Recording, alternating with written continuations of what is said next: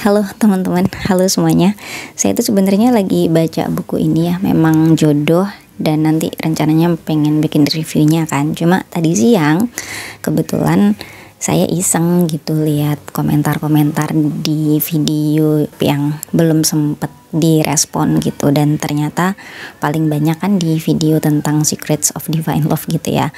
Ada dua jenis komentar yang menurut saya agak unik gitu, yang akhirnya bikin saya keidean untuk ngomongin tentang critical reading. Jenis komen pertama yang paling banyak itu adalah dari orang-orang yang sepertinya sudah terlanjur beli bukunya, cuma karena mungkin kemakan omongan saya, akhirnya mereka jadi khawatir atau takut terpengaruh sama konten buku itu, dan jadi nanya, bagusnya jadi gimana ini bukunya. Yang sebenarnya menurut saya itu aneh ya, karena kan kalau buku udah dibeli ya udah jadi milik kita, terserah kita mau diapain kan, mau dibakar, mau dikasih orang, mau dibuang ke sungai, ya terserah kita. Saya nangkep maksudnya apa. Kalau kita khawatir akan terpengaruh sama buku itu, ya mungkin ya udahlah disimpan aja dan udah lupain aja gitu. Kemudian jenis komentar yang kedua adalah dari orang-orang yang menganggap saya nggak objektif, saya nggak paham dengan maksud dari buku itu. Ada juga yang bahkan mengatakan kalau saya kurang ilmu. Berangkat dari dua jenis komentar itulah akhirnya saya tuh kepikiran pengen membahas tentang critical reading. Nah, apa itu critical reading dan apa hubungannya dengan objektivitas atau subjektivitas? Sebenarnya saya juga belum lama ya dengar istilah critical reading ini. Kalau sebelum-sebelumnya itu saya lebih akrab dengan istilah analytical reading yang saya temukan di buku How to Read a Book. Sementara kalau critical reading itu saya menangkapnya itu seperti proses critical thinking dalam aktivitas membaca. Tadi sempat saya cari-cari sedikit, oh ternyata apa yang dimaksud dengan critical reading itu nggak jauh berbeda dengan analytical reading yang ada di buku How to Read a Book. Buat teman-teman mungkin yang pernah nanya tentang bagaimana cara membaca yang efektif, itu buku bagus banget untuk jadi pedoman kita bagaimana meningkatkan kualitas membaca sehingga apa yang kita baca itu bisa memberikan manfaat kepada kita secara intelektual.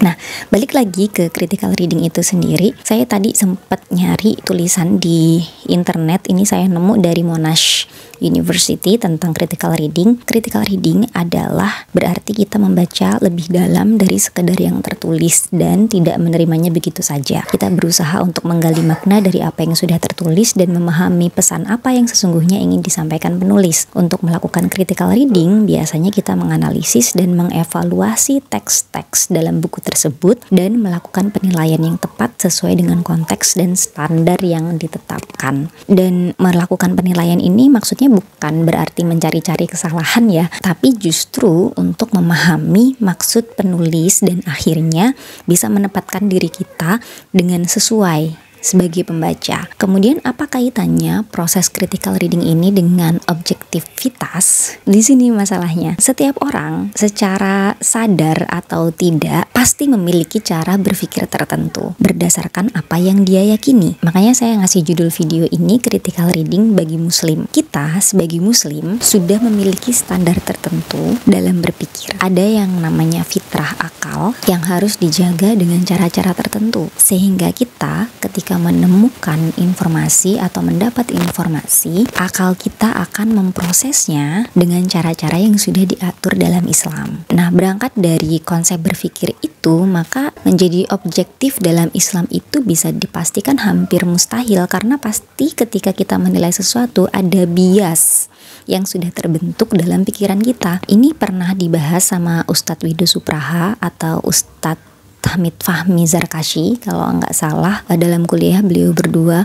Yang saya ingat itu Ustadz Wido Supraha pernah membicarakan tentang objektivitas dan subjektivitas ini ketika membahas tentang Islamic worldview. Jadi beliau ngasih gambaran tentang ilmu pengetahuan yang oleh orang-orang barat disebut harus bebas nilai gitu. Jadi akhirnya ada kaitannya juga dengan objektivitas dan subjektivitas.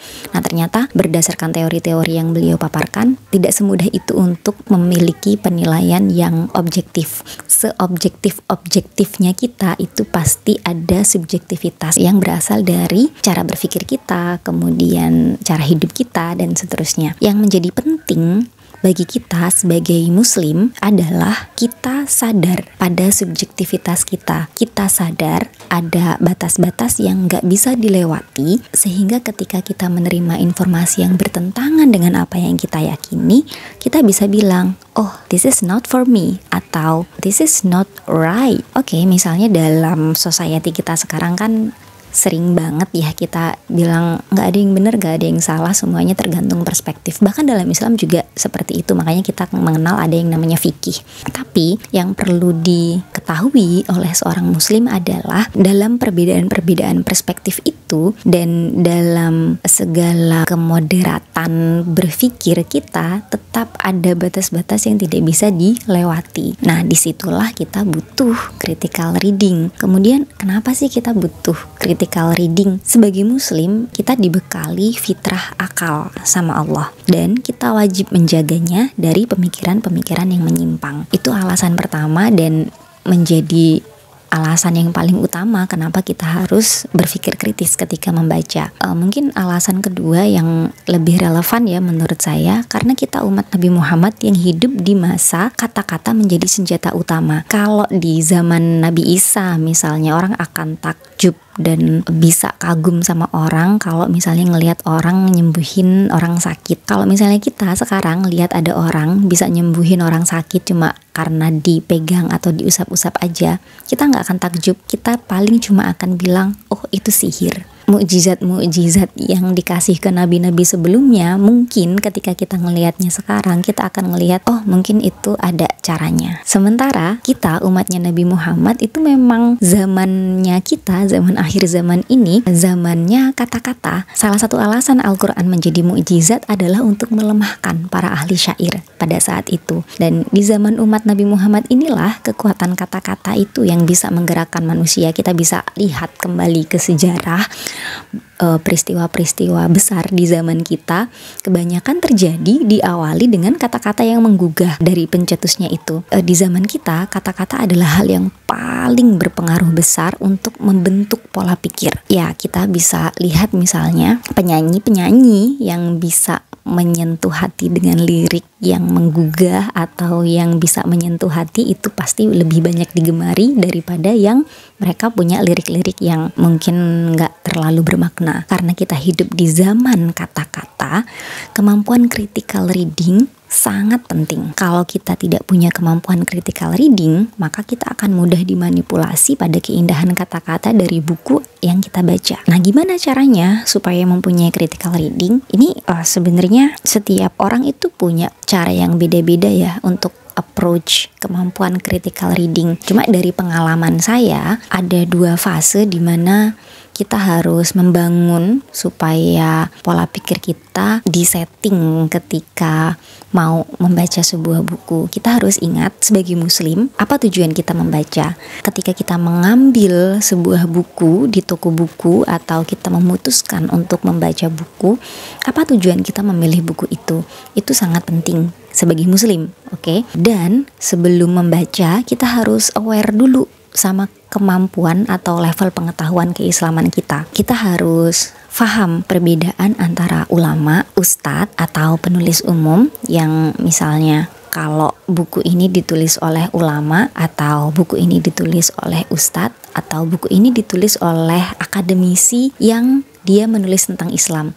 Kalau kita masih belum bisa membedakan antara ulama, ustadz, atau penulis sekuler, jangan-jangan nanti kita tidak bisa membedakan mana yang rujukan, mana yang cuma sekedar bacaan. Dan kita juga harus tahu bagaimana biasanya sebuah buku panduan Islam itu ditulis, karena dalam keilmuan Islam untuk meneliti sesuatu, untuk memahami kaidah sesuatu itu ada metodologinya. Dan ketika membaca buku, kita kita itu harus tahu siapa penulisnya, apa latar belakang keilmuannya, sehingga kita bisa tahu, oh ini dia memang benar-benar paham tentang apa yang dia tulis. Atau kalau dia menulis tentang keislaman, kita yakin bahwa apa yang dia tulis ini memang valid. Kemudian kita juga bisa menilai dari sudut pandang apa dia menulis. Apakah jangan-jangan ada agenda lain yang dia sisipkan di dalam tulisannya. Kemudian dalam proses membaca kita bisa mulai dengan pertanyaan-pertanyaan. Apakah ada yang kurang dari tulisan itu? Apakah ada informasi yang tidak lengkap? Apakah dia mengambil referensi dari sumber yang terpercaya? Kalau misalnya dia ngambil referensi dari sumber terjemahan, apakah terjemahannya